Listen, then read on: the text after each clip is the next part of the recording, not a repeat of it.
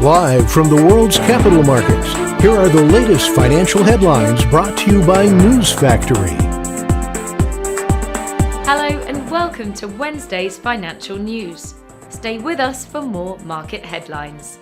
The dollar-yen pair made a minor upwards correction in the last session, gaining 0.1%. The ROC is giving a negative signal, going against our overall technical analysis. The Bitcoin-dollar pair gained 1.5% in the last session, after rising as much as 2.6% during the session.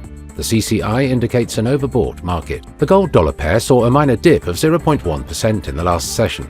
According to the stochastic RSI, we are in an overbought market. The oil fell 0.3% against the dollar in the last trading session. The Ultimate Oscillator's negative signal contradicts our overall technical analysis. Coming up, the choices from our chief analyst for today.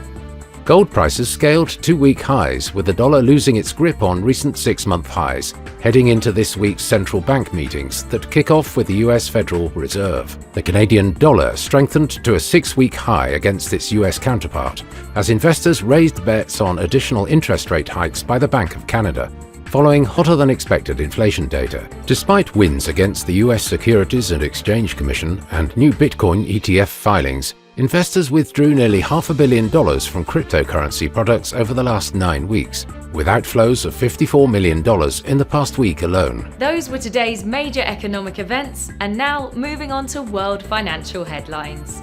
The US Fed's monetary policy statement will be released at 1800 hours GMT.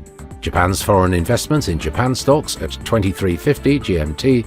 The Eurozone's construction output at 0900 hours GMT. The UK's Consumer Price Index will be released at 0600 hours GMT. The US Fed interest rate decision at 1800 hours GMT. Germany's Producer Price Index at 0600 hours GMT. We hope that you've enjoyed Wednesday's market outlook. On behalf of all of us here, we wish you a productive trading day.